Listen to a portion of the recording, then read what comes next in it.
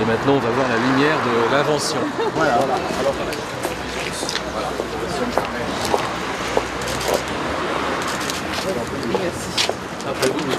La plateforme d'innovation Inori SAS a été officiellement lancée mercredi 29 février 2012.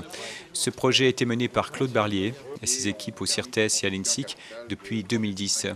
Il a été soutenu par un groupe de travail en sous-préfecture qui a associé pendant plus d'un an les représentants de l'État, de la Caisse des dépôts, de la ville de Saint-Dié-des-Vosges, de la région Lorraine, du Conseil général des Vosges, des pôles de compétitivité Matérialia et Fibres et de l'Université de Lorraine. La phase ingénierie du projet a été menée avec l'aide de 4 cabinets consultants pour l'étude de marché, le plan d'affaires, la structuration juridique et le montage du projet. Inori SAS est constitué de 20 partenaires fondateurs industriels. Cette plateforme vient encore renforcer le pôle Virturéal de Saint-Dié-des-Vosges, lequel développe les meilleures synergies possibles entre formation, recherche et valorisation industrielle. La sélection de ce projet est évidemment une très bonne nouvelle pour notre ville. Une phase importante de la reconquête industrielle, compétition qui se joue au niveau mondial, aura une base arrière déodacienne. Le maire et ancien ministre de l'Industrie, Christian Pierret, ainsi que le préfet de la région Lorraine et préfet de Moselle, Christian de Lavernay, ont souligné l'importance de cet événement. Eh bien, par ces actions et par ces volontés, nous relevons le défi et nous sommes très contents de le faire ici, dans une ville moyenne.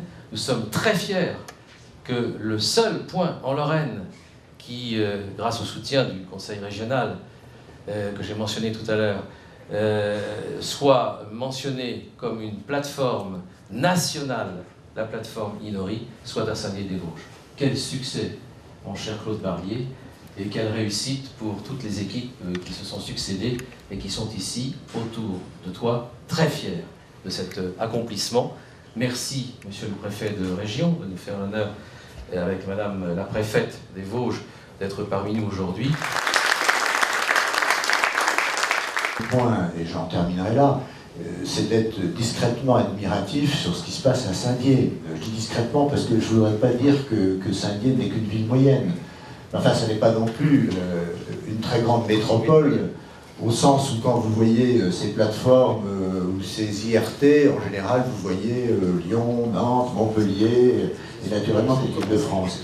Et c'est remarquable que, tel Jean Dujardin à Hollywood, la ville de Saint-Dié et tous les Oscars, avec l'un des 10 labels plateforme d'innovation, après une compétition qui mettait en lice 43, je crois, projets, à peu près la seule, je crois, sur ce domaine matériaux, outillage, un véritable record pour une ville de cette taille d'avoir cette densité compacte d'ingénieurs, de jeunes doctorants, l'école d'ingénieurs et le labo.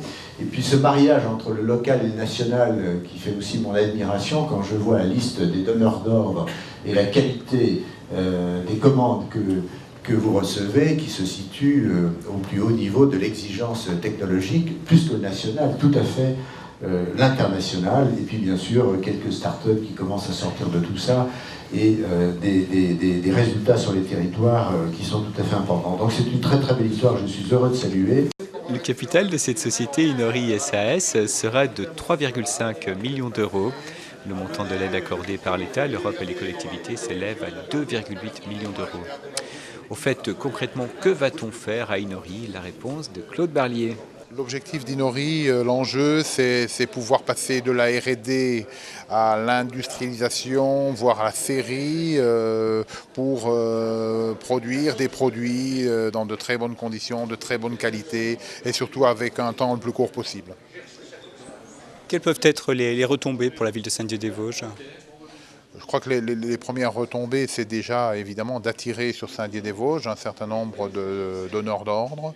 C'est de pouvoir renforcer dans notre bassin évidemment les liens entre les structures de la recherche et développement jusqu'à la fabrication des produits. Et donc pourquoi pas évidemment attirer de nouveaux investisseurs sur notre environnement au travers de notre pôle qui aujourd'hui prend une nouvelle dimension avec cette plateforme d'innovation. Un nouveau bâtiment de 2000 m² va s'élever en face du CIRTES et de l'INSIC. Le début des travaux est prévu pour ce premier semestre 2012.